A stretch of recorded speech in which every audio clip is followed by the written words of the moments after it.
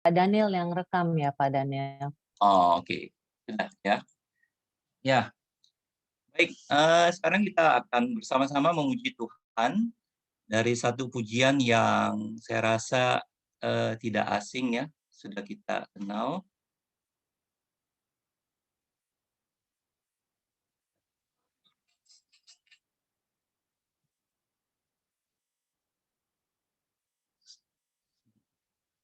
Sorry sebentar.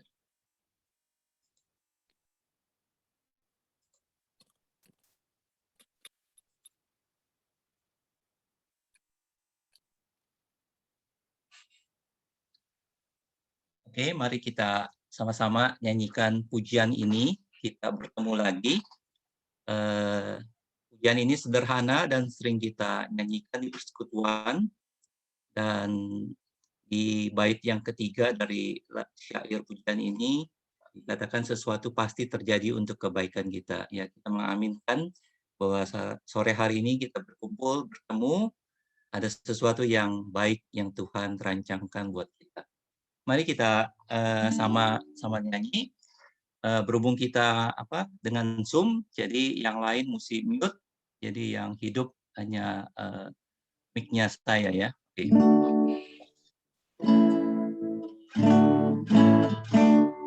Kita bertemu lagi untuk puji Tuhan. Kita bertemu lagi dalam kasih. Sesuatu pasti terjadi untuk kebaikan kita. Kita bertemu lagi untuk puji Tuhan. Kita bertemu untuk menyembah Tuhan. Kita bertemu saling mengasihi. Kita bertemu saling mendoakan. Puji Dia, glory haleluya, puji namanya. Bapak Ibu, hari ini kita berkumpul di sini dikatakan kan kita saling mengasihi gitu ya, ada saling mendoakan. Nah, ini berhubung kita kan persekutuan pasutri, mungkin ada yang hadir bersama dengan suami dan istri. Silakan pada waktu kita menyanyikan lagu ini sekali lagi, silakan menyatakan rasa kasih satu dengan yang lain di dalam satu kesatuan suami istri, di dalam sama-sama mengikuti acara pada malam hari ini dengan sukacita yang daripada Tuhan. Mari kita nyanyikan lagu ini sekali lagi dan nanti kita masuk dalam doa pembukaan. Kita bertemu lagi untuk puji Tuhan. Kita bertemu lagi dalam kasih. Sesuatu pasti terjadi untuk kebaikan kita. Kita bertemu lagi untuk puji Tuhan. Kita bertemu untuk menyembah Tuhan. Kita bertemu saling mengasihi. Kita bertemu saling mendoakan. Puji Dia, glory haleluya, puji namanya. Mari kita satu dalam doa. Terpujilah Engkau ya Tuhan di dalam Kristus Yesus yang sudah menebus, memulihkan hidup kami, sehingga kami anak-anakmu boleh berkumpul pada sore hari ini di dalam wadah pasutri. Dan kiranya Tuhan memberkati apa yang menjadi kerinduan pada saat kami sore hari ini ingin belajar firman-Mu dan juga bergumul dengan hal-hal yang terkait dengan pornografi. Biar Engkau memberkati, khususnya Ibu Rita, urapi dia dengan kuasa yang daripada Roh Kudus, memberkati kami semua. Dalam nama Tuhan Yesus, kami berdoa. Amin. Ya, Bapak Ibu, saudara sekalian, sebelum masuk dalam sesi, saya akan perkenalkan Ibu Rita sejenak profilnya.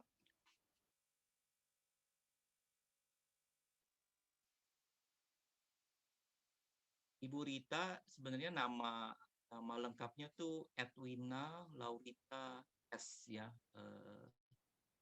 Tapi biasa dikenal nama kerennya itu Rita Matindas.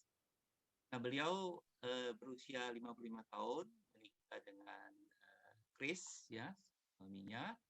Karuniai 2 orang anak sudah besar, satu anak laki-laki Lorenzo 27 tahun, satu lagi perempuan Alisa 25 tahun. Nah, Ibu Rita ini studi di MTH Konseling STTRI dan sudah lulus, sudah selesai. Dan beliau sekarang adalah konselor dan pengajar di People Helper Ministry di STTRI. Saya percaya dalam minggu-minggu, hari-hari, bulan-bulan ke depan ini, Ibu Rita menjadi orang salah satu yang paling sibuk karena harus konseling banyak orang yang harus trauma healing ya karena pandemi ini. Nah, Ibu Rita ini berjemaat di GKI Pondok Indah dan juga punya pelayanan yang lain, yaitu Komisi Lansia di wilayah gereja. Ya, tanpa panjang lebar lagi, saya menyerahkan ke Ibu Rita untuk boleh menyampaikan atau memaparkan materinya. Silakan Ibu Rita. Yes, terima kasih Pak Suhandoyo.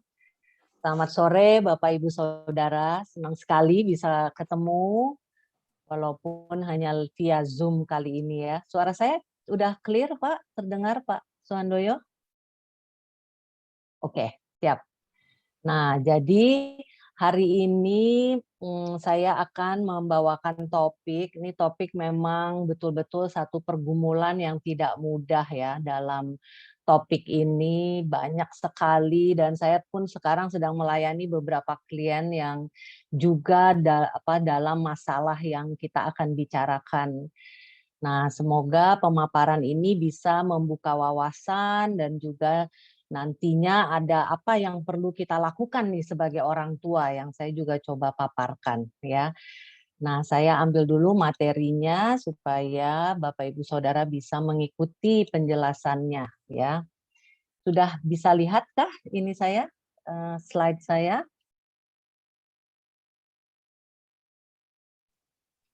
Sudah Bu, sudah Bu Rita. Bentar, saya hidupkan timer juga karena memang ada keterbatasan waktu ya. Oke, baik. Nah, Bapak Ibu Saudara, kita akan membicarakan yang sangat spesifik sekali. Ini mengenai bagian otak kita ya, yang namanya prefrontal cortex. Dan ini betul-betul berfungsi sangat krusial, tetapi sangat fragile dan yang paling membahayakan adalah ini, dampak pornografi. Ya. Nah, inilah yang akan saya coba paparkan dari banyak jurnal, banyak artikel, juga dari bahan-bahan di kelas. Kami baru bulan lalu ada kelas adiksi ya, tentang addiction dan salah satunya tentang pornografi ini. Saya coba sampaikan di dalam materi saya pada sore hari ini. Nah, untuk memulai, kita coba melihat dari sini. Ya, jadi nanti ada beberapa hal apa fungsinya prefrontal cortex atau biasa disebut PFC, apa yang bisa merusak, dan yang paling penting sebenarnya ini, bagaimana peran orang tua untuk mencegahnya, dan tips-tips yang bisa praktis yang untuk bisa dilakukan di rumah.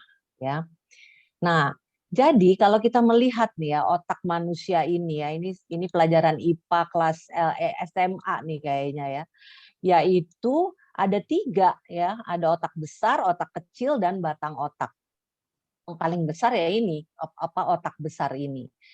Nah, ada beberapa bagian ya, lobus frontal, parietal, temporal, dan occipital. Nah, itu ada fungsinya masing-masing ya. Nah, ini fungsinya nih macam-macam ini ya, beda-beda ya. Kalau yang frontal lobe ini itu pikiran, rencana, ingatan jangka pendek. Itu di situ dioperasikannya. Kalau parietal lobe itu untuk indera sentuhan, penciuman, perasa. Kalau temporal lobe itu di-store untuk ingatan jangka panjang. Itu ada di bagian ini. Nah, kalau occipital ini untuk penglihatan. Nah, prefrontal cortex itu di mana? Adanya di depan sini. Kalau kita pegang ya dahi kita, nah di sinilah tempatnya ya.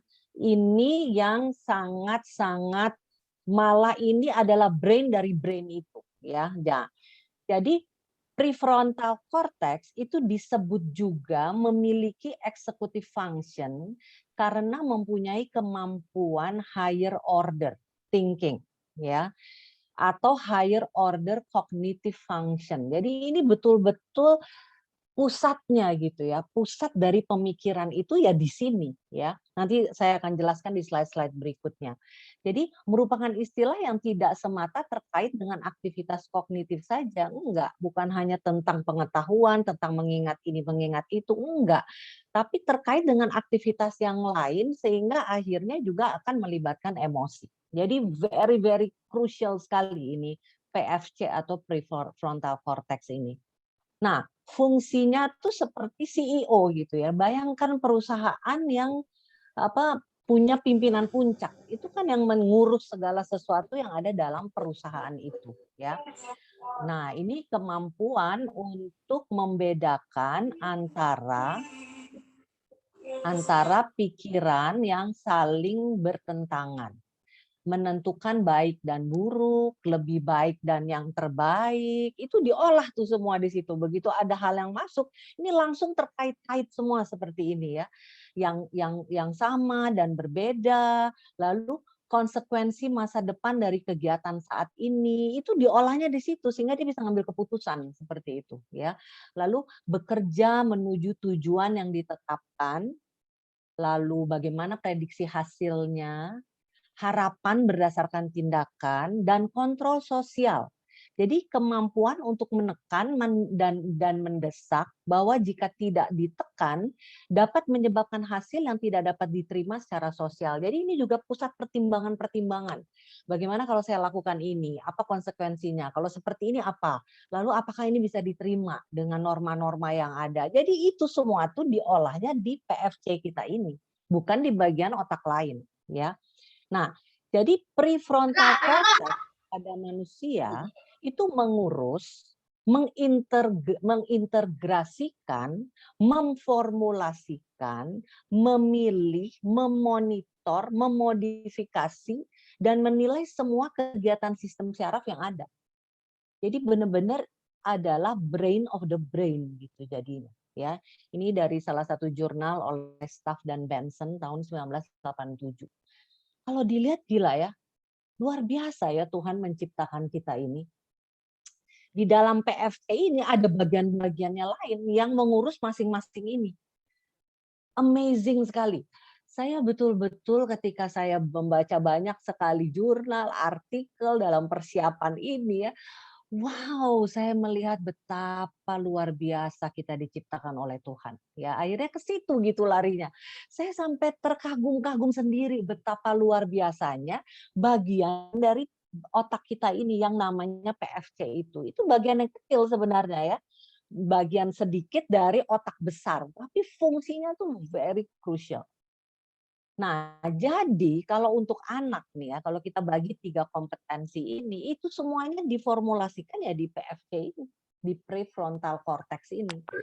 Kompetensi akademiknya dibentuk di sini, ya. Bagaimana dia memecahkan masalah, bagaimana berpikir abstrak, bagaimana perencanaan, antisipasi dan konsekuensi dari perilaku, mengembangkan strategi, ini diolahnya di sini. Ya, itu untuk akhirnya membuahkan hasil kompetensi akademik. Bagaimana kita berprestasi, bagaimana kita berperformance begitu ya. Nah, ini juga kompetensi perilaku. Nah, ini kan untuk bisa berperilaku kita kan bisa harus meregulasi diri, kita harus mengerti mana yang baik, mana yang jelek, mana yang menyinggung, mana yang enggak. Nah, itu pun diolah di PFC ini. Membuat keputusan akhirnya, terus juga ini tentang emosi, bagaimana kita bisa berempati dengan orang, bagaimana bisa mengerti dengan orang, itu hasilnya semua nih yang diolah dan semua itu dicerna di PFC ini. PFC ini pun membentuk kepribadian.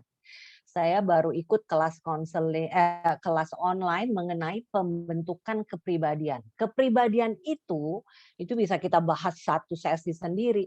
Itu dibentuknya 18 tahun pertama. Dan akhirnya dari mana? Itu dari stimulasi yang terjadi di keluarga asal, di keluarga kita. Itu adalah tempat pembentukan kepribadian. Jadi kalau ada sesuatu, ini baru aja kemarin saya konseling dengan klien, dia menceritakan betapa kecemasan dia dan dia menceritakan dan saya bisa melihat gitu bentuk kepribadian itu ya karena hasil dari cara dia dibesarkan. Karena orang tuanya terus-menerus memberi tuntutan dan kurang bisa menghargai dia dan menerima dia. Sehingga itu terlihat jadi pribadinya ragu-ragu banget seperti itu ya. Nah, itu karena apa? Karena di sini itu akan di dalam di sini di PFC itu direkam dan kemudian mulai membentuk sinap-sinap yang akan membentuk satu ingatan dan itulah yang akan membentuk kepribadian ya. Kurang lebih garis besarnya seperti itu bagaimana kepribadian bisa terbentuk. Pembentukan moral juga itu ada di PFC ini. Sehingga akhirnya ini yang akan membentuk kompetensi sosial dari seseorang ya dimulai dari anak. Jadi kemampuan kognitif dan emosi inilah yang akan membantu nanti bersosialisasi ya kan. Karena kan nanti kalau dia seperti ya ini ya klien saya yang kemarin ini ya dia ragu-ragu terus seperti itu ya jadi dia kurang bisa gitu masuk ke dalam pergaulan dia merasa dia selalu tidak bisa diterima gitu di dalam lingkungannya ya. Nah, itu semua ada pengolahan yang terjadi di PFC itu ya. Nah, ini yang Bapak Ibu Saudara kita perlu catat sekali. Perkembangan terbesar itu adalah mulai dari usia remaja, yaitu belasan tahun. Sekarang remaja itu kalau awal remaja itu dari 10 tahun itu dikatakan itu awal ya, remaja awal ya. 10 sampai 25 tahun. Tapi coba perhatikan, di dalam masa ini tantangannya itu sangat besar sekali. Kenapa? Karena udah mulai masuk pengaruh-pengaruh dari luar. Ya, kalau masih kecil, masih SD lah katakan ya, masih SD itu kebanyakan kan itu masih kita orang tua yang bisa menjaga dan mengatur. Itu sampai dengan 12 tahun gitu. 12 tahun aja itu udah mulai itu, 10 tahun ya udah mulai ada dengan pengaruh-pengaruh dari luar. Sekarang dengan dunia digital itu bahkan lebih cepat lagi. Ya, bahkan lebih cepat lagi. Kenapa? Karena anak sudah diperkenalkan nih dengan dunia digital melalui HP, melalui iPad atau tab ataupun sebagainya, itu dari awal untuk permainan dia gitu. Sehingga akhirnya tanpa kita sadari pengaruh itu udah masuk. Bahkan lewat mainan pun itu udah ada pengaruh-pengaruh yang masuk. Waktu anak-anak saya kecil, saya nggak kasih tuh nonton Tom and Jerry kartun itu karena saya ngelihat waduh berantem terus itu kan kartun itu ya. Jadi memang kita pun harus waspada loh memilih. Kenapa? Karena bayangkan si PFC ini melihat, merekam dan itu dia ingat gitu ya. Jadi coba bayangkan kalau dia terus-menerus melihat Tom and Jerry itu, jadi dia merasa itu normal lah berantem-berantem rebutan sana sini dan sebagainya. Ya, bagi Bapak Ibu Saudara yang masih punya anak kecil, kita perlu mulai memikirkan hal-hal seperti ini. Karena ini fungsi PFC ini. Oke. Nah, dari seorang psikolog namanya Daniel Siegel, ini kalau cari bukunya ini amazing sekali. Saya sangat anjurkan bagi Bapak Ibu Saudara yang anaknya masih kecil, saya aja baca. Kenapa? Anak saya udah gede-gede, tapi kan nanti untuk cucu-cucu saya ya. Jadi saya bisa mendampingi nih anak-anak saya membesarkannya. Karena untuk bisa punya PFC yang sehat, yang function, yang benar-benar bisa nanti mempengaruhi kehidupannya, 5 hal ini yang perlu dilatih.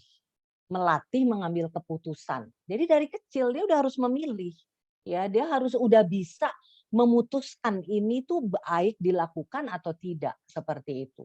Lalu mulai mengendalikan emosi. Ya, anak-anak tuh udah harus diajarkan kecerdasan emosi dari kecil. Jadi kalau mereka lagi berantem, itu perlu, biasanya kan udah ngalah deh, udah ngalah. Sebenarnya kan maksudnya, maksud orang tua ya udah supaya mengalah begitu. Tapi sebenarnya ada juga buku lain dari Daniel Goleman, itu adalah emotional intelligence. Itu perlu diajarkan.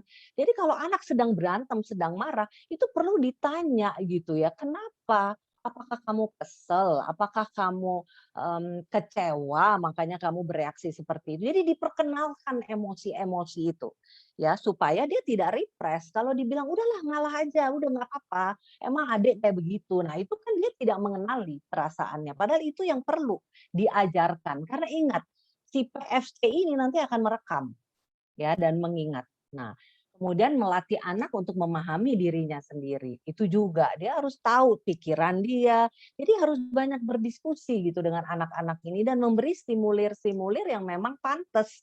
Nggak sekedar dikasih tab dan dia cari-cari permainan sendiri. Saya lihat banyak sekali orang tua tuh maunya maunya gampang atau mudah. Udah dikasih tab aja, dikasih iPad aja supaya anaknya diem gitu. Padahal itu nggak terlalu mendidik sebenarnya ya. Lalu melatih empati, melatih rasa empati anak, seperti itu ya. Dan ini juga kan mulai kan kalau kita memberi saat-saat susah seperti ini, apakah kita juga misalkan memberi nasi bungkus mungkin untuk para hansip mungkin di luar atau tenaga kesehatan. Nah, itu kan melatih moral anak. Wah, ini setiap ini nih bisa pembahasannya bisa lebih dalam sebenarnya, tapi ini supaya Bapak Ibu Saudara kita sama-sama mengerti betapa penting sekali melatih ini. Nah, yang terjadi nih, ini Bapak Ibu Saudara ya, saya dapat cuplikan ini yang mensummary keterangan ini dan kenapa si pornografi ini paling jahat, jauh lebih jahat daripada narkoba ya. Nah, sebentar saya stop sharing dulu, saya akan ambil videonya ya supaya Bapak Ibu Saudara bisa mengikutinya kurang lebih. Ini videonya sebentar, saya belum klik.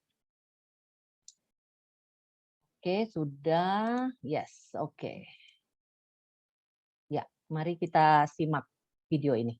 Ini dari Kementerian Sosial. Tahukah Anda, otak merupakan bagian tubuh yang paling penting bagi manusia? Sekarang angkat tangan Anda dan letakkan pada dahi. Tepat di situ, ada bagian otak yang paling istimewa. Bagian itu disebut prefrontal cortex atau disingkat PFC. Menurut peneliti otak Jordan Grafman, PFC ini hanya ada pada otak manusia, sehingga membedakan kita dengan binatang. Bagian ini diciptakan dan dirancang khusus oleh Tuhan, supaya manusia mampu memilih dan memiliki etika.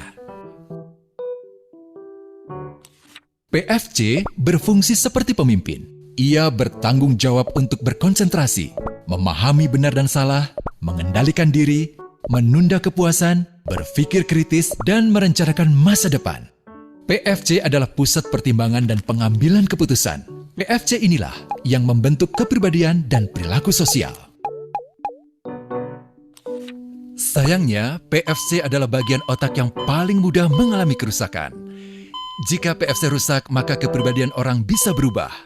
Rusaknya PFC bisa disebabkan oleh benturan fisik, bisa juga oleh zat kimia, seperti narkotika, psikotropika, dan zat adiktif atau nafsa.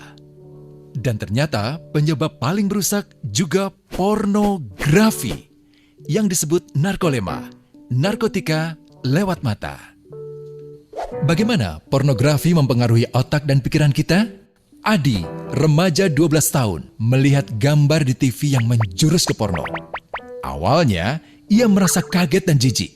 Ini karena sistem limbik di otak Adi menjadi aktif. Sistem limbik mengatur emosi juga keinginan makan, minum, dan berhubungan seksual. Sistem limbik ini kemudian mengaktifkan zat kimia otak bernama dopamin. Dopamin memberi rasa senang, penasaran, sekaligus kecanduan. Zat ini juga aktif jika orang mengkonsumsi nafsa. Oleh karena itu, sifat candu pornografi sama dengan sifat candu nafsa.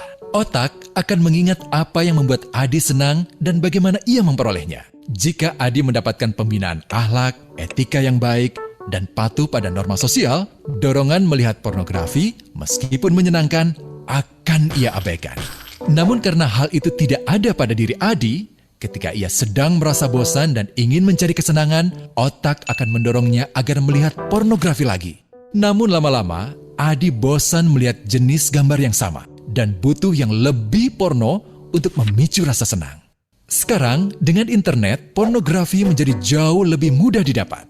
Pertama, Adi membuka internet dan tidak sengaja melihat gambar yang menjurus ke porno. Berikutnya, ia sengaja membuka lagi untuk melihat yang lebih porno. Awalnya melihat yang sedikit terbuka, lama-lama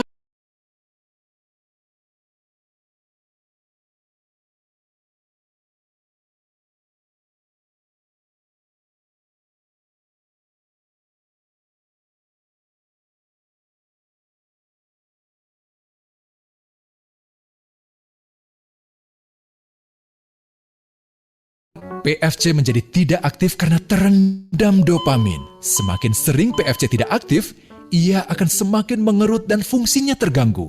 Sistem limbik justru akan berkembang semakin besar karena terus mengaktifkan dopamin, sehingga Adi cenderung untuk terus mencari kesenangan tanpa takut atas akibatnya. Jika tidak ditangani segera, Adi berpeluang besar menjadi pelanggan pornografi seumur hidup dan mengalami kerusakan otak di bagian PFC. Awalnya, ia akan kehilangan konsentrasi, penurunan kemampuan menimbang benar dan salah, serta berkurangnya kemampuan mengambil keputusan. Lama-lama, besar kemungkinan ia akan melakukan masturbasi, oral seks, hubungan seksual suka sama suka, dan mudah berganti-ganti pasangan seksual. Pernikahan dianggap tidak penting, pasangan dianggap hanya sebagai objek seksual semata, cenderung merendahkan derajat dan kehormatan lawan jenis. Selera hubungan seksualnya pun tidak sehat dan seenaknya, kasar sampai tega memperkosa. Manusia jadi tidak ada bedanya dengan binatang. Inilah dampak yang terjadi akibat kerusakan PFC. Ahli bedah otak Donald Hilton Jr. mengatakan, jika difoto menggunakan alat magnetic resonance imaging, otak yang rusak akibat pornografi memperlihatkan hasil yang sama dengan otak yang rusak karena kecelakaan. Ia juga mengatakan, berbeda dengan dampak nafsa yang merusak otak di 3 bagian, pecandu pornografi yang sudah melakukan hubungan seks dengan anak-anak mengalami kerusakan otak di 5 bagian. Terbukti, pornografi pada anak lebih bersifat merusak karena PFC belum matang dengan sempurna. Tapi untungnya, otak anak yang belum sempurna ini masih mudah dibentuk. Pengaruh pornografi bisa lebih mudah dihilangkan asal ada usaha untuk memulihkan dengan sabar, terutama oleh ayah ibu, keluarga, dan orang terdekat. Pelajari bagaimana mencegah dan menangani anak yang terkena pornografi. Mari lindungi generasi kita dari bencana pornografi dan kejahatan seksual.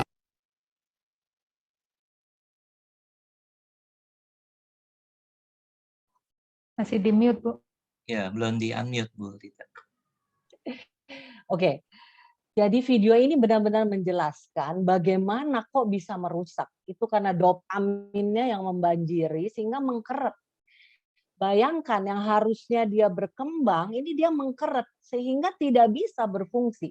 Dan tadi sudah dijelaskan ya, saya teruskan apa yang saya ingin paparkan di sini, dan itu merusak sekali, merusak, dan ini terjadi kepada remaja, dan kebanyakan memang remaja laki-laki yang memang banyak diserang, ya, banyak dipengaruhi. Nah, ini selanjutnya ya.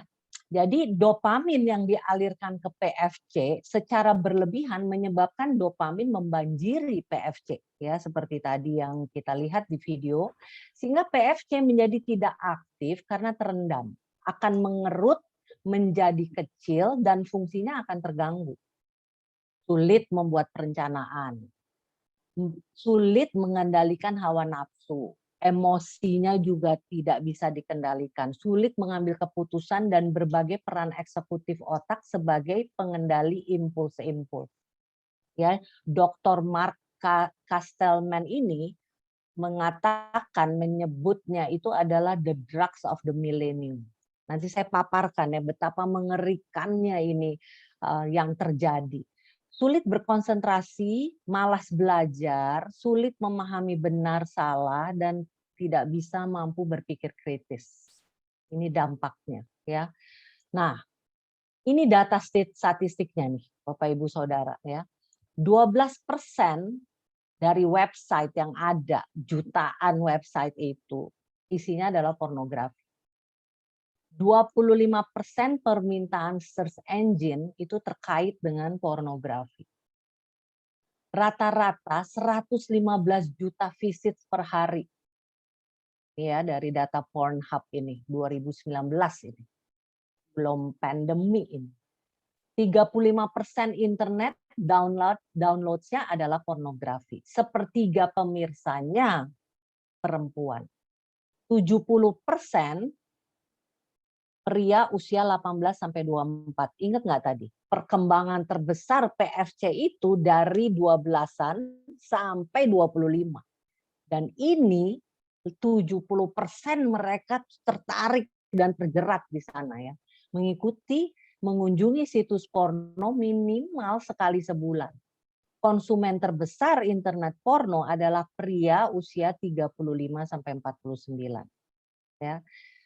Dan ini mencakup berbagai profesi, bahkan beberapa waktu yang lalu ada salah satu situs itu dihack dan ternyata banyak juga hamba-hamba Tuhan yang menjadi pelanggannya sampai heboh sekali di Amerika. Mungkin Bapak Ibu Saudara dengar ya tentang berita ini ya. Nah, ini yang menyedihkan. Rata-rata usia awal melihat internet porno itu adalah 11 tahun. Ya, kenapa di usia ini? Kenapa? Karena pubertas dimulai. Ini yang kita perlu awas-awas nih dengan anak remaja kita. Karena saat itu pubertas itu dimulai di mana perubahan itu terjadi baik fisik, baik juga hormonal dia, baik juga alat-alat kelaminnya itu semua berubah gitu. Makanya ketertarikan terhadap hal ini itu besar dan tinggi sekali, ya. Nah, ini juga ini yang sangat-sangat mengkhawatirkan ya. 97% pelajar SMP SMA di 12 kota, ini respondennya ini ada 4.500 orang ya, sudah terpapar konten pornografi yang berasal dari internet. Ya, Indonesia ranking kedua pengakses pornografi setelah India. Ini dari data 2015 sampai 2019. Mayoritas pengakses konten dewasa 74% adalah generasi muda, selebihnya generasi tua. Generasi muda tadi ya, kurun waktu 18 sampai 24 tadi itu ya. Penelitian di Jakarta Selatan dan Pandeglang ini juga sangat-sangat mengkhawatirkan ya. Saya nggak tahu nih kota-kota yang lain ya, tapi dari penelitian yang ditujukan di dua daerah ini, 94% remaja telah terpapar pornografi. Dan meningkat jadi 98% di tahun 2018. Sumber pornografi terbanyak internet 57%, komik 43%, media sosial 34%. Ya, jadi lihat nih dengan masa sekarang ini betul-betul anak-anak itu dikepung gitu. Dan ini juga yang menyedihkan, 61% terbanyak melihatnya di rumah. Itu adalah kenyataan yang sangat menyesakkan Bapak Ibu Saudara. Jadi di mana peran orang tua itu yang menjadi tanda tanya kan? Kok bisa begitu? Ya. Nah, ini data statistik yang lain, pandemi COVID-19 ini memberikan dampak pada motivasi seseorang secara potensi terikat dengan addictive behavior, termasuk internet. Jadi adiktif itu ada dua, ada substance yaitu seperti narkoba itu sama behavior. Behavior itu adalah salah satunya game addiction gitu ya, game atau shopping itu juga ada di situ. Lalu ada judi itu tuh di dalam addictive behavior juga plus pornografi. Nah, selama stay at home social distancing masa pandemi terjadi peningkatan penggunaan internet porno sebesar 11,6% sedunia ini. Ini Maret 17. Sekarang kali lebih besar lagi ya setelah 1 tahun lebih pandemi ini. Bahkan di 27 negara selama 1 bulan dari 24 Februari, 25 Februari sampai 17 Maret meningkat sekitar 4-27%. Ya karena di rumah aja begitu ya. Jadi ya akhirnya bisa melakukan hal-hal seperti ini. Nah, kenapa sekarang pertanyaannya ya, pornografi ini lebih bahaya dari narkoba. Nah, perbedaan antara kecanduan narkoba, heroin, kokain dengan pornografi adalah cara masuk ke sistem dalam otak. Otak merespon informasi yang diterima melalui mata lebih cepat daripada sumber lain. Plus sumber lain itu harus dicari. Kalau ini kan enggak, tinggal klik aja kelihatan. Nah, setelah itu terekam, itu yang paling jahat, direkam. Nggak bisa hilang setelah itu. Jadi kalau dia ngelihat aja apa yang foto-foto yang agak bagaimana gitu udah terputar lagi ininya. Informasi visual diproses di sistem limbik. Limbik ini adalah fungsi emosi, perilaku, memori jangka panjang dan penciuman dalam waktu nanodetik 10⁻⁹ detik. Inilah sebabnya mengapa kecanduan pornografi menjadi masalah besar. Informasi visual diproses lebih cepat daripada informasi indera yang lain. Bahkan respon heroin dan kokain jauh lebih lambat. Ya Bapak Ibu Saudara, mengerikan sekali ini pornografi ini. Ya. Nah, kenapa kok bisa anak terpapar dengan pornografi? Nah, potensi anak remaja ya yang terpapar itu karena ini gaya hidup. Apa yang dimaksud gaya hidup ini adalah ya sekarang dengan gaya hidup dengan digital ini. Ini anak remaja sekarang ini masuk generasi digital ya. Remaja sekarang itu dikenal sebagai generasi Z ya, generasi Z. Nah, ini kan benar-benar udah sangat apalagi generasi alfa nih yang kelahiran tahun 2010 ke atas itu namanya udah generasi alfa. Ini kan HP apapun tab ataupun iPad itu kan udah sehari-hari. Mereka nggak lagi main-main yang biasa ya. Seringkali kan udah langsung dikasih ini gitu ya. Belajar menulis aja ada. Nah, kemudian ini pengawasan orang tua. Pada kenyataannya sekarang ini orang tua sibuk sekali. Ada penelitian research di Amerika itu saat ayah itu cuma bisa memberikan waktu 13,5 jam seminggu. Coba bayangkan Bapak Ibu Saudara. Ya, itu di Amerika yang sibuk dan saya rasa di banyak kota besar di Indonesia ya nggak jauh beda dari situ. Sibuk sekali dengan pekerjaan, dengan tanggung jawab, begitu juga dengan ibu. Jadi memang pengawasan rendah jadinya. Nah, lalu terkena ini blast ya, bored, lonely, bosen, kesepian, kemudian ada amarah, ada stres dan juga ada capek. Dan ini memang dialami. Ini survei dari Kementerian Kesehatan tahun 2017. Kalau ini diulang hari ini, waduh, ini akan makin menunjukkan betapa mudah sekali anak-anak remaja yang rentan ini masuk karena kan ada peer pressure juga kan. Temennya cukup bilang, lu udah lihat ini belum? Kalau dia belum kan dia bisa dibully dan ternyata sekarang tuh ada loh dibully ketika lagi online Bapak Ibu Saudara. Caranya bagaimana? Di chat itu. Jadi kalau nanti Bapak Ibu Saudara mendampingi anak lagi sekolah, coba perhatikan chatnya. Dan saya nggak ngerti juga kenapa mungkin guru-guru tidak mematikan chat karena kan mungkin anak-anak mau bertanya. Tetapi di situ juga terjadi bullying Bapak Ibu Saudara. Ini baru aja saya alami dengan salah satu klien di mana dia membawa anak remajanya dan ternyata dibully lewat chat. Chatnya itu yang japri, kan bisa direct message kan ya. Jadi betul-betul memang sekarang ini anak-anak lebih memerlukan orang tua kebanding yang dulu. Ya, remaja yang kecanduan pornografi akan menunjukkan gejala penurunan prestasi, perubahan pola tidur, pergi tidak mengenal waktu, waktu, banyak teman yang dia tidak kenal, lalu emosional, banyak persoalan, sehingga menimbulkan berbagai dampak buruk bagi diri sendiri maupun lingkungan. Jadi, Bapak Ibu Saudara, bagi teman Anda yang punya anak dengan gejala-gejala seperti ini, itu alarm udah harus nyala nih, ya.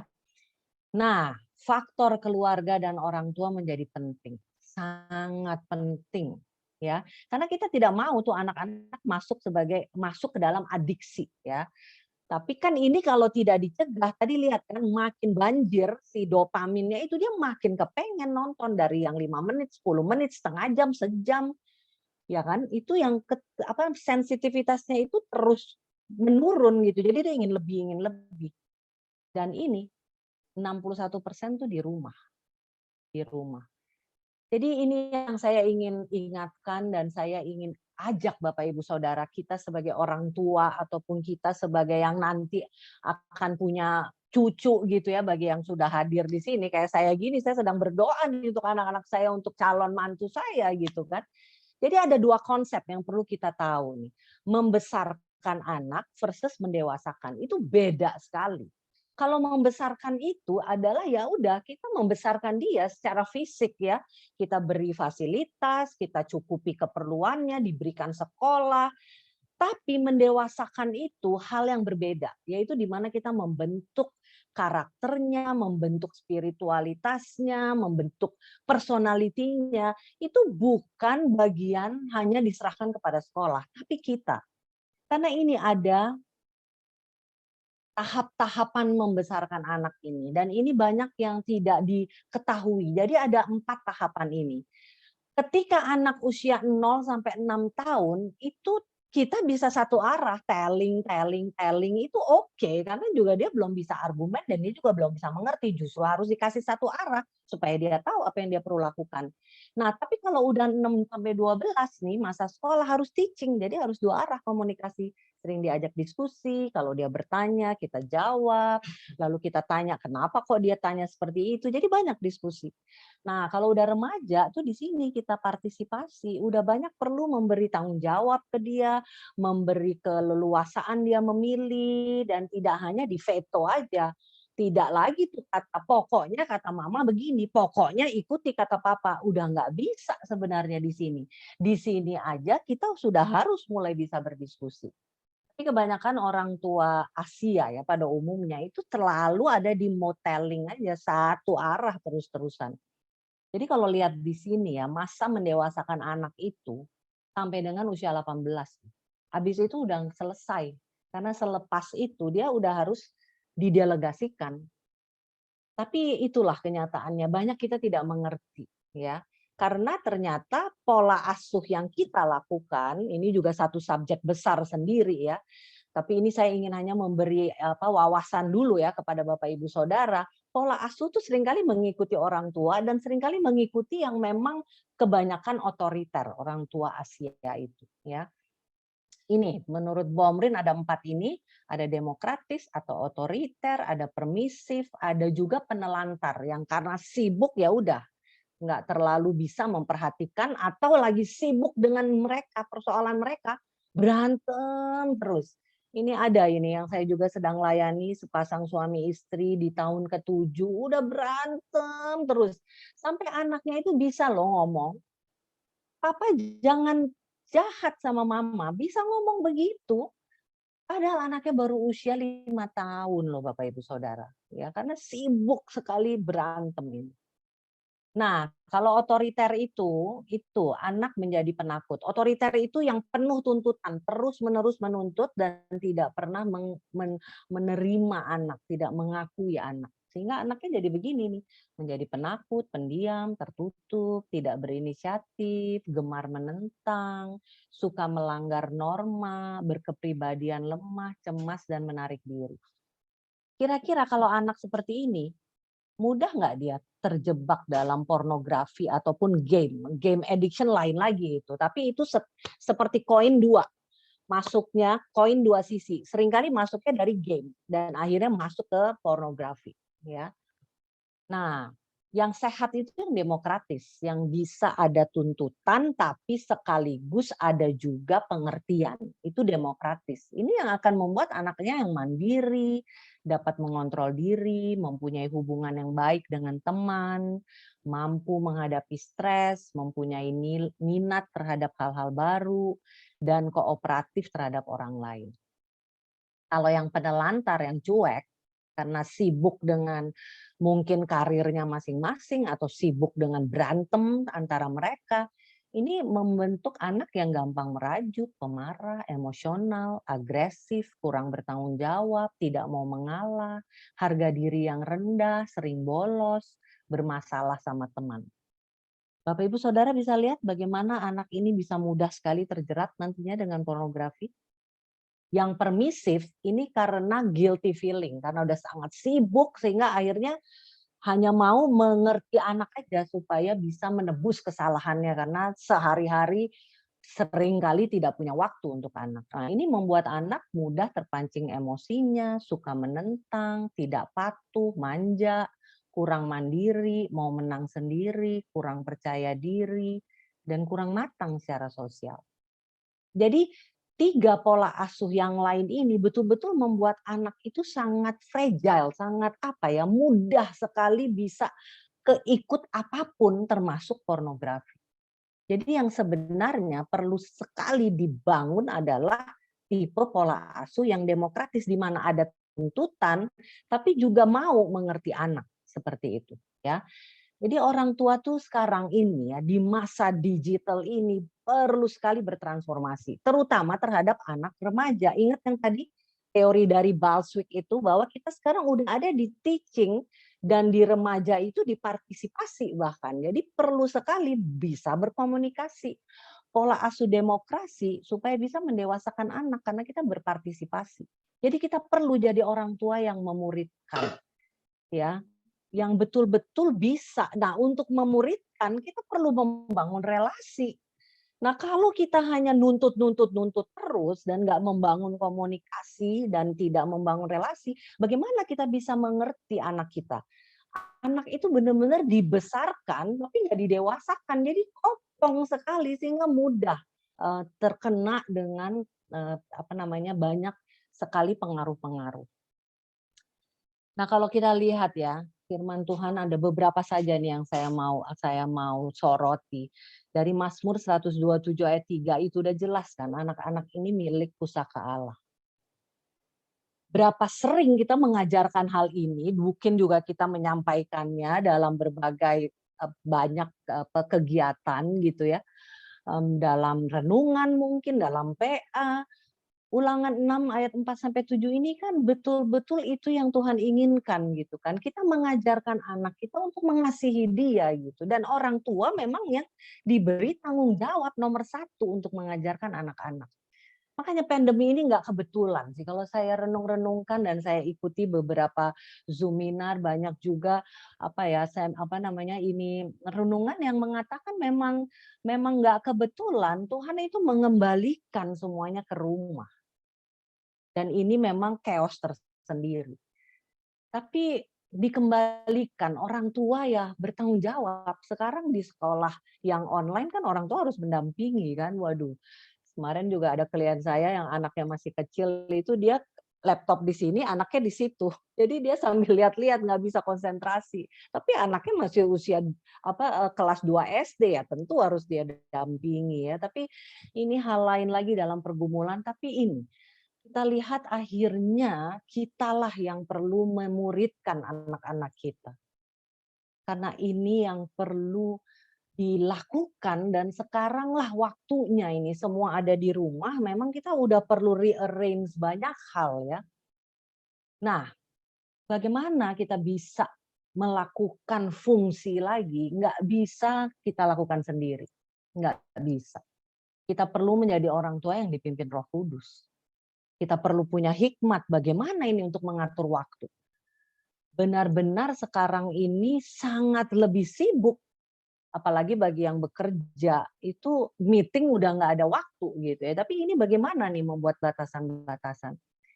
Kita juga perlu menjadi orang tua yang mengasihi anak-anak, karena seringkali itu apa ya, mungkin karena energi udah nggak ada, sulit gitu mengasihi anak-anak, yang ada tinggal sisa gitu, marah-marah gitu ya. Ada juga salah satu klien saya itu ya ampun, dua-dua itu dia dibesarkan dengan orang tua yang aktif di gereja, sangat aktif begitu ya. Tapi juga sekaligus bekerja, tapi dia tidak merasakan kedamaian karena dia merasa tuh hanya tuntutan-tuntutan aja gitu yang diberikan. Dan kita perlu menjadi orang tua yang bertanggung jawab, yang terus belajar. Apalagi zaman seperti ini. Kita perlu tahu bahwa ternyata itu ada dark web loh, itu yang benar-benar bullying itu terjadi juga di situ. Coba bayangkan kalau anak kita nggak bisa ngomong sama kita, dia mau kemana coba? Iya kan? Dan kita konsisten bertransformasi dalam pembaruan pikiran. Ini waktunya kita bertransformasi karena betul-betul nggak bisa kita hanya menuntut, nggak bisa kita hanya telling, udah harus berubah, pola asuhnya harus yang didemokratis. Ada tuntutan iya, tapi juga memberi pengertian. Jadi ini harus dijadikan satu ini. Dan ini kan banyak yang kita tidak mengerti bagaimana melakukan. Makanya sekarang ini penting sekali ada kelas-kelas parenting, sangat penting.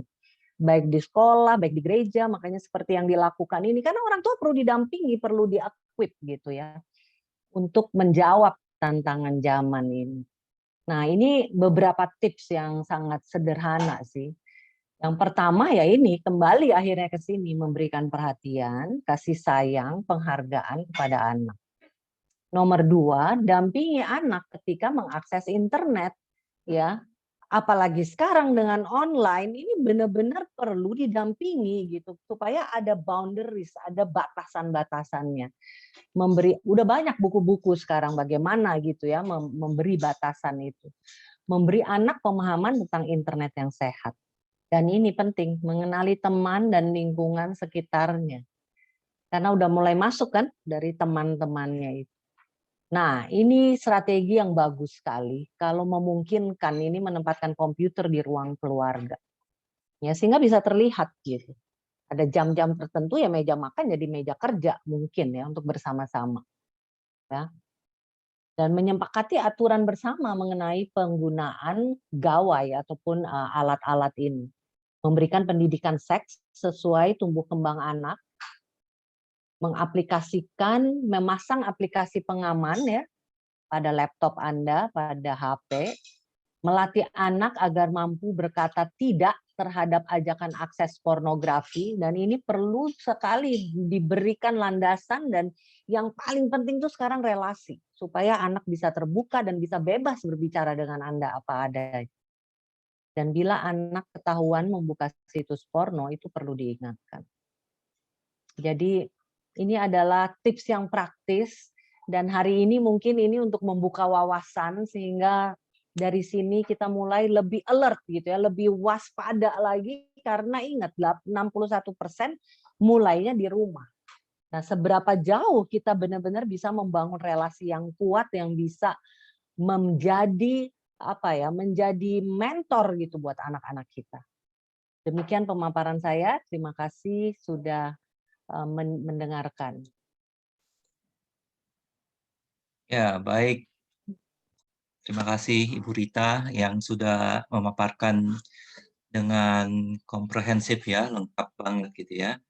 Nah, Bapak Ibu, saudara sekalian, sesuai jadwal kita, sebelum kita masuk ke sesi tanya jawab, kita akan foto bersama dulu ya. Jadi mohon kesediaan dari Bapak Ibu, saudara sekalian untuk membuka videonya masing-masing supaya wajahnya terlihat, dan ya dari GKPI kali ya yang akan mengabadikan ya, Pak Daniel ya. Ya, oke. Oke, silakan. Mohon kesediaannya untuk bisa membuka video dahulu pada saat ini.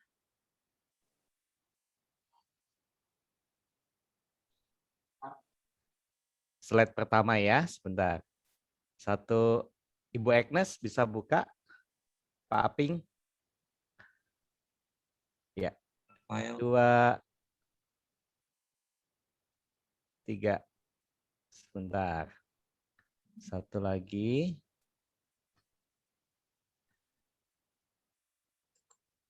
Satu lagi. Ya, 2, 3. Oke, sudah.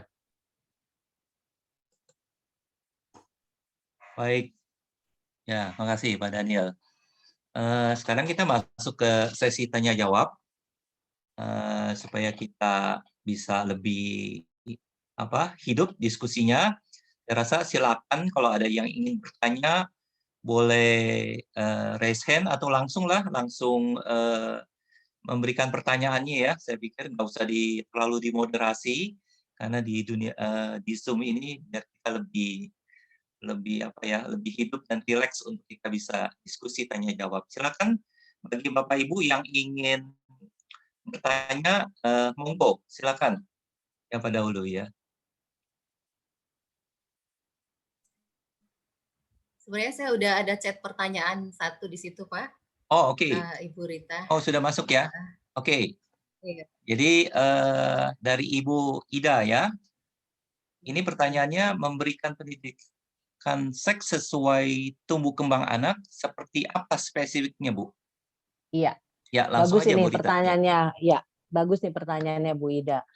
Nah, jadi anak-anak itu perlu diperkenalkan kan sesuai dengan usianya. Nah, nomor satu, ketika dia kecil, dia sudah perlu ketika dia ini kecil itu artinya kelihatannya setelah TK gitu ya, TK lah, usia TK itu usia mungkin 4-5 tahun. Nah, ini udah mulai diperkenalkan ya. Kalau dia misalkan yang perempuan mandi sama kita yang perempuan, dia udah dikasih tahu ini adalah alat kelamin, ini private, tidak boleh dipegang oleh siapapun kecuali sama mama, dan ketika nanti ke dokter diperiksa. Itu udah mulai dikomunikasikan seperti itu, Bu Ida. Begitu juga yang laki-laki ya. Karena saya mendapati salah satu klien ya, dia itu kena sexual abuse. Mereka bertujuh bersaudara. Dia anak yang kelima, dia kena sexual abuse itu oleh kakaknya di usia 5 tahun. Di usia 5 tahun. Dan itu menjadi trauma sampai sekarang yang betul-betul menyulitkan. Nah, ini karena nggak ada nih sexual education di rumah. Harus dikasih tahu ini adalah alat kelamin yang sangat private, tidak boleh dipegang oleh siapapun. Nah, itu seperti itu contohnya ya, Bu Ida ya, sesuai dengan perkembangan anak. Nah, ketika nanti kan kalau di SD itu ada sexual education seperti itu ya. Saya nggak tahu di sekolah-sekolah apakah ada. Sebenarnya kalau perlu gereja juga melakukannya karena sejak anak SD itu usia 10 tahun biasanya ya di kelas 5, di kelas 4, kelas 5 itu ada sexual education. Ini anak-anak perlu di enforcement lagi, harus ditekankan lagi. Ini adalah alat-alat reproduksi dan ada sekarang karena makanan yang sangat tidak sehat, bahkan di usia 10 tahun mereka sudah mulai terjadi menstruasi seperti itu kan. Jadi betul-betul perlu dikasih wawasan dan mereka perlu sudah dikasih tahu bahwa tidak boleh melakukan apapun karena ini bisa mengakibatkan, dan ada buku-bukunya sebenarnya. Nah, ini jangan hanya diserahkan kepada sekolah. Ini banyak kesalahan orang tua. Kita justru yang perlu melakukan, dan kalau perempuan ya dengan kita, ibunya, kalau laki-laki ya dengan papanya, seperti itu ya. Apalagi nanti yang laki-laki ini kan mulai ada akan kalau udah SMP gitu kan ada mimpi basah dan sebagainya, kan itu harus dipersiapkan ya. Seperti itu mungkin Bu Ida ya. Semoga menjawab Bu Ida. Iya, karena kan ada kalanya saya mewakili mungkin ya, ada rekan-rekan banyak di sini yang punya anak-anak kecil. Kalau saya kebetulan nggak punya, nggak punya anak kecil juga. Tetapi itu sering menjadi isu ketika mereka ditanyakan pertanyaan-pertanyaan yang menyulitkan itu, Bu. Misalnya si adik ini keluarnya dari mana sih gitu kan. Pas lihat mamanya mengandung, kenapa sih perut mama bisa besar, dan gitu-gitu apakah termasuk. Dan kadang-kadang saya banyak mendengar orang tua juga sangat kesulitan untuk menjawab. Mungkin ada referensi buku gitu, Eda, yang bisa dibaca juga. Yes, ada banget, banyak. Nanti saya bisa kasih sekarang ini ya, dengan era digital ini ya. Saya biasanya manggil Bu Ida Eda ya. Iya. Karena kita sama-sama ini. Saya tuh Batman, Batak Manado, half Batak, half Manado.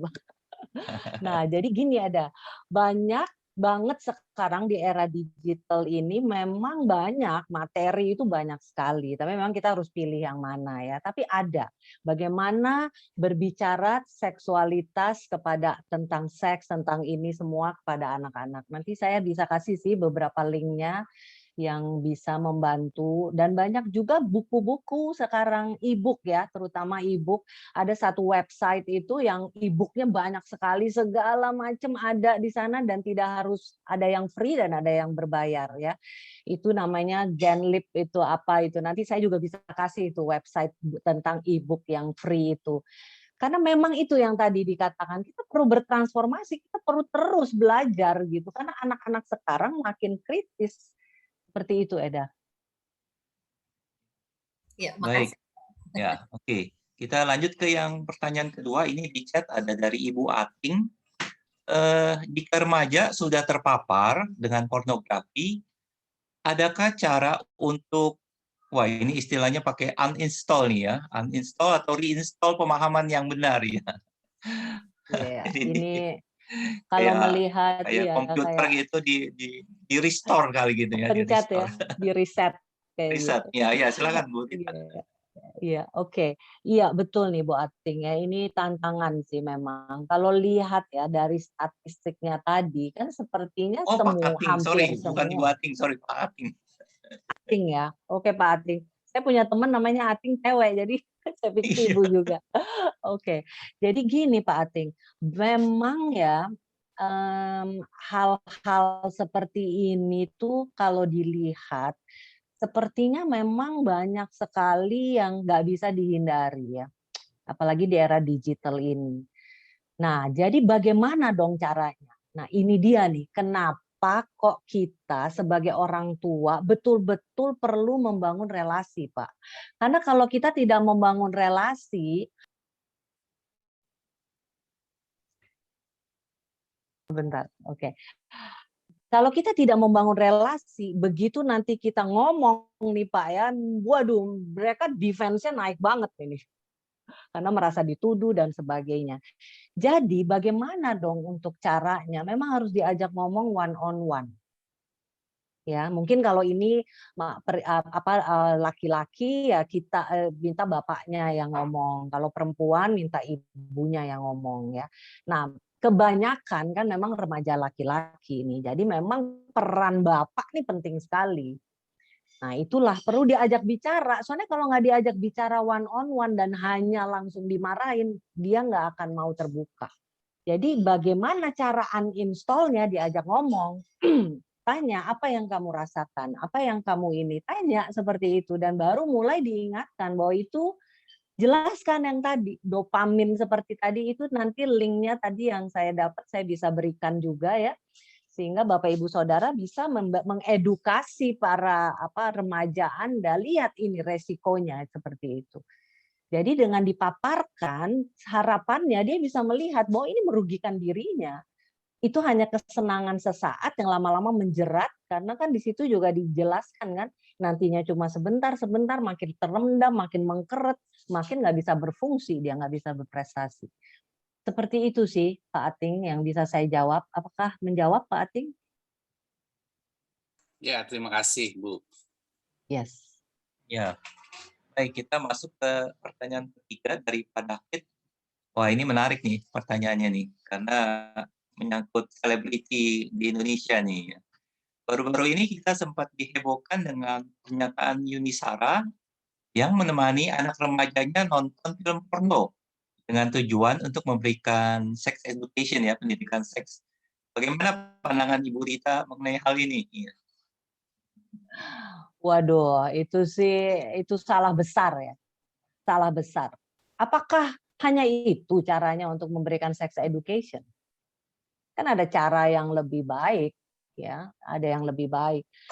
Ini sama halnya dengan Ya, kalau kita di konseling Kristen itu terapi suami istri itu kita tidak menganjurkan untuk nonton film-film porno gitu untuk memperbaiki kehidupan seksual mereka seperti itu ya. Tapi kalau konseling di luar itu hal yang normal, hal yang wajar disarankan, tapi tidak dengan kita. Kenapa? Kalau itu dia sudah lihat sekali, ingat tadi cara kerja otak, itu udah ada dopaminnya dan itu terekam, bukan cuma dopaminnya yang bahaya, terekamnya itu loh Bapak Ibu Saudara. Jadi jangan main-main dengan hal itu. Nah, jadi kalau kita ada banyak cara lain untuk menerangkan ya, tidak dengan cara itu karena itu membuka celah. Demikian Pak. Baik, jelas ya Pak David ya. Menjawab ya. Nah, ini dari Ibu Wilma, maksudnya minta video apa Bu? Boleh diperjelas, silakan Bu. Yang link yang Kali- tadi saya putar Betul, sepertinya ya. Link dari Iya, kementerian ya oke. Bu ya. Oh, Thank oke. you. Ya. Link yang Nanti tadi itu saya ya, kirim. video yang ya, baik Bu Ya. Wilma. Ya, Ya, thank oke. you. Itu bagus sekali itu videonya, memang menjelaskan dengan singkat dari A sampai Ya. Z sehingga tahu. Yes. Saya boleh bertanya, Ibu? Silakan Ibu Gloriosa, langsung ya, silakan. Rata-rata di keluarga Batak itu ya saya nggak tahu itu kelemahan atau bukan. Biasanya pendidikan di rumah itu rata-rata diberikan kepada ibu. Jadi biasanya ya, saya tidak mengatakan semuanya, cuman biasanya mereka mengatakan urusan di rumah, urusan mendidik anak itu urusan mamah gitu. Nah, kalau saya tadi mulai berpikir begini, kalau anak perempuan kita omongkan ke anak oleh mamanya, kalau anak laki-laki oleh papanya. Nah, pertanyaan saya, apabila itu tidak dimungkinkan dalam keluarga saya, bagaimana saya membicarakan masalah pornografi ini kepada anak laki-laki saya? Itu. Ya. Anak Ibu usia berapa, Bu? Anak saya sekarang umur 11 yang laki-laki, yang perempuan umur 13. Oke, baik. Oke, kenapa saya perlu tanya? Karena kalau masih dalam usia itu, Ibu masih bisa memberikan, ya. Ini kan masih dalam usia dia remaja awal ya, remaja awal. Nah, yang perlu sekali bapaknya berperan itu kalau dia nanti udah SMA tuh. Udah makin malu dia sama kita, ya. Nah, memang sih ini yang memang perlu, makanya perlu sekali nih benar-benar parenting itu sangat ditekankan karena parenting itu ya keduanya ya, ayah dan ibu ya, betul-betul itu perlu berperan dan ini perlu sekali diingatkan baik melalui sekolah, baik melalui gereja, itu terus-menerus harus diingatkan karena ada bagian-bagian yang kita bisa lakukan sebagai ibu, tapi banyak juga yang tidak bisa kita lakukan, ayahnya yang perlu berperan ya. Dan itu dalam banyak hal itu perlu, apalagi nanti kalau anak-anak itu udah masuk kepada remaja akhir ya, remaja akhir itu SMA. Itu peran Bapak itu sangat-sangat penting. Tapi nggak apa-apa Bu, sekarang ini pelan-pelan didoakan, mulai dibicarakan sama Bapak, sama suami ya, untuk mulai berbagi tugas, tapi kan dia punya waktu beberapa tahun. Tapi kalau anak masih remaja, Ibu bisa menjelaskan ya. Cari materinya yang baik dan ajak bicara dia gitu. Nah, yang paling penting ya karena ini masalah sensitif dan masalah private, bicaranya perlu one on one. Jadi sendiri-sendiri gitu, nggak dalam forum seperti itu ya. Dalam artian ya kalau dia punya tadi ada adiknya ya atau kakaknya itu ya dia nggak usah dengar gitu. Nah, jadi dengan bicara one on one seperti itu bisa membantu dia untuk bisa lebih terbuka gitu. Sehingga dia nanti bisa cerita bahwa dia mungkin udah mengalami ini, mungkin dia udah mengalami. Nah, yang penting nih ini art of communication. Ini ada satu topik lagi nih memang ya. Makanya ya kita sebagai orang tua perlu belajar ya. Kalau dalam berkomunikasi yang perlu kita waspadai itu bahasa tubuh. Ya, jadi ketika dia cerita nih Bu, nanti tiba-tiba mungkin ya dia cerita, iya mah, saya udah lihat tuh itu YouTube porno gitu. Wah, ibu jangan langsung terbelalak begitu, kaget. Waduh, itu harus dijaga ya, kita cool aja. Oh ya, gitu. Karena dengan kita bahasa tubuhnya langsung berubah, dia langsung itu yang dikatakan defense-nya naik gitu. Jadi dia ketakutan, aduh nanti gue dimarahin. Jadi siap-siap kalau kita mulai membangun hubungan one on one personal, dia akan lebih berani ngomongin hal-hal itu. Kita perlu siap dengan hanya ya untuk menerima dulu, jangan bereaksi dulu ya. Jadi seperti itu Bu ya yang bisa saya sampaikan ya, Bu Gloriosa. Semoga menjawab ya Bu. Ya. Oke, masih ada satu pertanyaan terakhir. Jadi ini yang terakhir ya, karena waktunya kita terbatas 15 menit. Tapi ada satu dari ibu ya ini ya, Ibu Renika LMI. Bagaimana jika kita tidak mengenal kedua orang tua dari anak yang kecanduan pornografi? Saran apa yang bisa diberikan untuk anak tersebut? Maksudnya nih lagi konselingin anak yang kecanduan kali ya, tapi ya kita nggak kenal kedua orang tuanya gitu ya. Ya silakan Bu Ini Rika. Mbak Renike usia berapa anak ini? Remaja Mbak Bu. Renike. Ya. Remaja ya. Usianya 17 atau di bawah atau di SMA ya. Oke. Ini yang saya mau tanya. Oke. Kalau memang usianya sudah SMA, ya sudah. Kan dia sudah harus bertanggung jawab kepada dirinya. Ya Bu ya. Jadi mungkin Mbak Renike bisa, memang kalau dia udah terbuka dengan Mbak Renike dan dia udah mau cerita, ya itu yang kita perlu lakukan, diingatkan gitu. Diingatkan. Kalau dia Kristen, kita bisa betul-betul membawa dia untuk mengatasi itu dengan bergantung sama Tuhan. Tapi mungkin juga video yang tadi itu bisa dikirim sehingga dia tahu apa yang terjadi dan kenapa kok dia makin lama makin terperosok kayak gitu ya, karena dopaminnya makin banjir. Nah, bagaimana menyetop itu? Ya stop. Dia perlu benar-benar diingatkan seperti Yusuf. Yusuf itu kan itu yang sedang terjadi, kan hampir aja dia terjebak dengan pornografi saat itu. Betul nggak sih Bapak Ibu Saudara, kalau kita lihat-lihat kan si Tante Potifar itu menggoda dia untuk tidur kan bersama. Ya kan, dengan rayuan dan sebagainya. Saat itu belum ada internet soalnya. Tapi apa yang dilakukan oleh Yusuf? Lari, udah jangan coba-coba. Nah, yang kedua, saya juga sedang menangani beberapa klien ini yang memang anak-anak muda ya, seperti ini. Yang penting adalah olahraga dan time management mereka. Ya, itu juga harus kita awasi, harus dimentorin karena begitu mereka tidak sibuk, larinya ke sana. Ini perempuan loh yang sedang saya layani. Jadi saya minta sekali, ketat sekali ini. Memang sih kalau udah masuk ke pornografi dan tanya sejak kapan dia terlibat ya. Kalau memang udah lebih dari 2 tahun, dia perlu banget konseling Bu. Karena dia perlu diterapi itu. Ada terapi yang namanya CBT ya, yang perlu banget untuk mengintervensi supaya dia bisa stop. Seperti itu sih Mbak Renike ya, yang bisa saya jawab. Ya, oke. Saya izin satu pertanyaan lagi nih, karena ini baik ya. Mungkin bisa dijawab dengan Ibu Rita dari Pak David. Banyak orang tua nggak terbiasa komunikasi seputar seks dengan anak ya, seperti tabu, terlarang. Nah, mungkin Ibu Rita bisa memberikan tips bagaimana bisa memulai pembicaraan ini kepada anak-anak, terutama anak-anak yang sudah masuk usia remaja. Iya. Ya. Oke, Bapak Ibu baik ini sekali. terakhir ya, Bapak Ibu, karena waktu kita terbatas. Ya, baik. Ya, oke, baik sekali pertanyaan ini ya.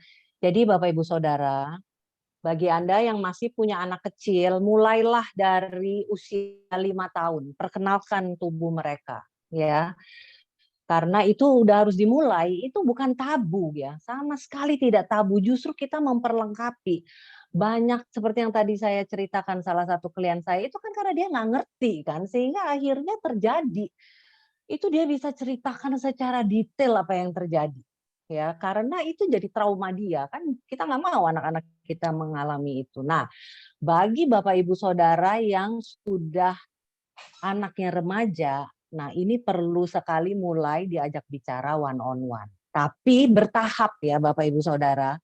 Artinya begini, Anda perlu mengukur dulu nih kedekatan Anda dengan anak itu seperti apa.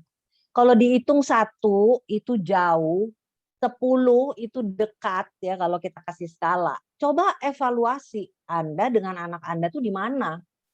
Ya kalau masih ada di 3 misalkan karena sibuk mungkin sehingga kurang banyak ngobrol dari hati ke hati, ini dibangun dulu relasinya. Nomor 1 itu dulu. Bagaimana caranya? Ya ajak ngobrol, datang ke kamarnya, ya nggak usah harus langsung 1 jam, ya mulailah dengan 5 menit, 10 menit. Jadi mungkin program 1 bulan besok ini ya, 1 bulan ke depan 30 hari ini, itu dulu yang harus dikerjakan. Jadi supaya ada terbangun kedekatan dan mumpung ini semua di rumah kan. Jadi yang penting membangun one on one itu. Jadi jangan hanya ngobrol secara keluarga semua gitu ya. Saya dan suami kami punya 2 anak, laki dan perempuan. Kami punya waktu fellowship ngobrol bareng punya. Tapi kami juga punya ngobrol aja.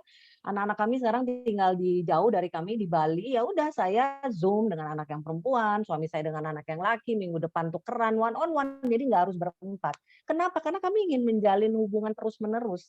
Karena kalau hanya berdua itu kan lebih banyak yang dia bisa ceritakan. Jadi nomor 1 ini dulu nih Bapak Ibu Saudara. Nah kalau ini sudah terbangun, ini perlu usaha. Saya tahu ini tidak mudah karena mungkin selama ini tidak menjadi perhatian karena memang baik-baik saja. Which is good, baik-baik saja. Tapi kan kita mau ngomongin isu-isu yang lebih dalam nih seperti masalah pornografi, nanti mengenai pasangan hidup, mengenai kalau dia berantem. Nah, itu kan perlu banget menjalin hubungan one on one. Kalau ini sudah terasa lebih kokoh sambil selama sebulan ini Bapak Ibu Saudara pelajari bahan-bahan banyak kok, banyak sekali. Cari dalam bentuk PDF ya. Kalau mau cari bagaimana menerangkan, cari yang dalam bentuk PDF karena biasanya kalau dalam PDF itu ulasannya lebih lengkap dan memang kita perlu berhikmat ya lihat sumbernya ya. Nah, itu nanti saya bisa memberikan beberapa link gitu ya. Nah, baru mulai bicara ya. Jangan ujuk-ujuk aja. Kalau ujuk-ujuk tuh apa sih? Tiba-tiba gitu ya. Kalau tiba-tiba dia langsung chaos gitu, langsung Kaget. gila nih, kaget gitu ya. Waduh, ini kenapa lagi nyokap gua, bokap gua? Istilah mereka kan ini bonyok gue nih, bonyok tuh bokap nyokap. Ngapain sih kepo banget gitu kan anak-anak sekarang kayak gitu kan. Jadi itu dulu ya. Mudah-mudahan menjawab ya Pak David. Ya, baik Bapak Ibu, saya rasa memang masih banyak mungkin yang digumuli atau dipertanyakan. Saya rasa kalau memang ada yang ingin berkonsultasi, saya rasa Ibu Rita bisa bersedia ya dihubungin ya kalau memang ada yang bergumul dalam hal ini dan butuh konsultasi secara ini, Ibu Rita bisa dikontak ya, silakan ya. Ya, jadi silakan Bapak Ibu feel free ya. Sekarang kita akan lanjutkan acara kita. Kita akan masuk ke dalam persembahan ya. Jadi saya akan share satu ayat yang menjadi mungkin perlu kita sama-sama hayati juga gitu ya. Bahwa apapun keadaan kita saat ini, mari kita bersyukur kepada Tuhan karena Ia baik. Dan yang pasti Tuhan yang kita kenal itu kasih setianya untuk selama-lamanya. Nah, persembahan silakan sukarela bisa diberikan ke nomor rekening yang tertera ataupun QR code. Sementara saya akan putarkan sebuah lagu. Sementara lagu ini didengar, kita boleh mungkin berdoa, kita boleh mengucap syukur. Demikian juga kita boleh mendoakan anak-anak kita gitu ya. Anak-anak kita yang saat ini sedang bergumul di masa pandemi ini.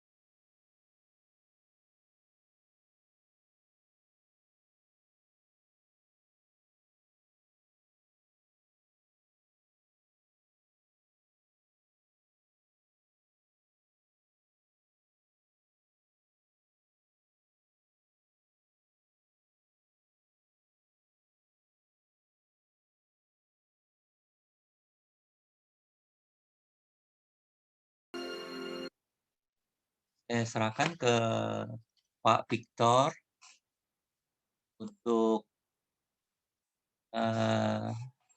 pengumuman dan juga doa penutup sekaligus doa persembahan. Silakan Pak Victor. Terima kasih Pak Suhandojo yang udah moderator kita malam ini dengan baik. Terima kasih juga untuk Ibu Rita yang sudah memaparkan materi dengan baik dan menjawab pertanyaan dengan sempurna. Ada pepatah mengatakan, yang baik dari mata turun ke hati, tapi yang tidak baik dari mata akan merusak prefrontal cortex. Nah, ini pesan dari saya sebagai dokter. Ya, terima kasih semuanya atas kehadiran teman-teman. Semoga seminar malam ini sangat bermanfaat bagi kita semua dan bagi membangun hubungan kita dengan anak kita, perkembangan anak kita ke depan. Malam ini kita akan sampaikan juga pengumuman untuk bulan depan. Kita akan mengadakan seminar webinar Pasutri. Di sini kita akan bergabung dengan Pasutri Sinode. Nah, di sini tanggalnya mulai Sabtu 14 Agustus, jadi minggu kedua, bukan minggu keempat. Kalau Pasutri GKPI Kartini, minggu keempat. Tapi karena ini Pasutri GKPI Sinode, maka kita akan bergabung di minggu kedua, tanggal 14 Agustus, jam 5 sore. Dimajukan jam 5 sore ya. Jadi teman-teman jangan lupa, jangan mulainya 5:30, udah terlambat. Dan di sini topiknya sangat mengesankan juga untuk menghadapi situasi yang tak diharapkan. Apalagi sekarang lagi gelombang pandemi. Nah, di sini kita akan bagaimana manage keluarga kita dengan baik dan dengan hal-hal dengan kita, hubungan kita juga dengan Tuhan harus lebih baik lagi. Yang akan dibawakan oleh Pendeta Jan Fantius Tulai. Ya, kita berharap nanti teman-teman bulan depan juga bisa bergabung dengan kita. Terima kasih untuk pengumuman malam ini. Sekian, terima kasih. Saya kembalikan ke Pak moderator lagi. Kalau nggak salah, yang tutup doa itu Pak Victor. Kalau doa, saya nggak kompeten di situ, Pak. Saya kembalikan untuk... Oh, kalau gitu minta kesediaan Pendeta Daniel ya, Pendeta Daniel ya. Yang lebih baik penginjil Daniel. Ya, Karena penginjil hubungannya Daniel, lebih baik dengan Tuhan. silakan berdoa untuk dan doa berkat juga sekaligus Pak. Ya, sebelum kita masuk dalam doa, saya highlight sekali lagi untuk Pasutri bulan depan, tanggal 14 Agustus, nanti saya akan share linknya dan juga kan itu ada sedikit registrasi ya untuk ketertiban saja, saudara, karena ini secara sinodal lebih besar begitu. Dan rekan-rekan dari LPMI, silakan nanti bisa ikut, nanti saya share lewat Ibu Rita ya. Terima kasih untuk jemaat GKPI Kartini yang sudah hadir. Terima kasih juga untuk para orang tua dari siswa Sekolah Kristen Anugerah yang juga bergabung. Saya tadi dapat info ada sekitar 20 orang ya, orang tua siswa Sekolah Kristen Anugerah. Terima kasih juga untuk rekan-rekan dari LPMI dari berbagai penjuru daerah ya, dari Palembang, dari Solo, Jogja, Surabaya, dan yang lain-lainnya lah pokoknya ya. Terima kasih, senang sekali bisa join bersama-sama pada sore hari ini. Kiranya Tuhan terus memimpin kehidupan dan juga pelayanan kita.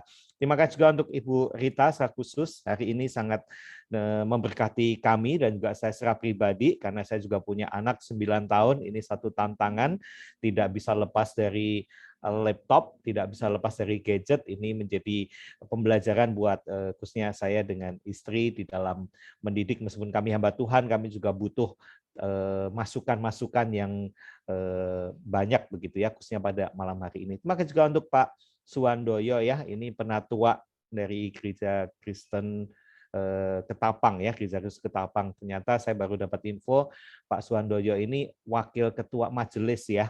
Saya dapat bocoran ini tadi ya. Iya, wah ini kehormatan bagi kami ya. Mari saudara kita masuk di dalam doa. Kami berterima kasih Tuhan untuk webinar pada petang hingga pada malam hari ini. Terima kasih untuk Ibu Rita yang sudah menyampaikan dengan sangat indah, luar biasa, memberkati kami. Biarlah ini tidak hanya kami mengerti, kami pahami, tapi juga kami belajar untuk melakukannya. Tidak mudah Tuhan kami menerapkan firman Tuhan pada malam hari ini, tetapi dengan anugerah Tuhan, kekuatan dari Tuhan, kami diberikan anugerah untuk kami melakukannya, karena anak adalah pusakanya Tuhan yang Tuhan titipkan untuk kami besarkan, kami didik di dalam takut akan Tuhan.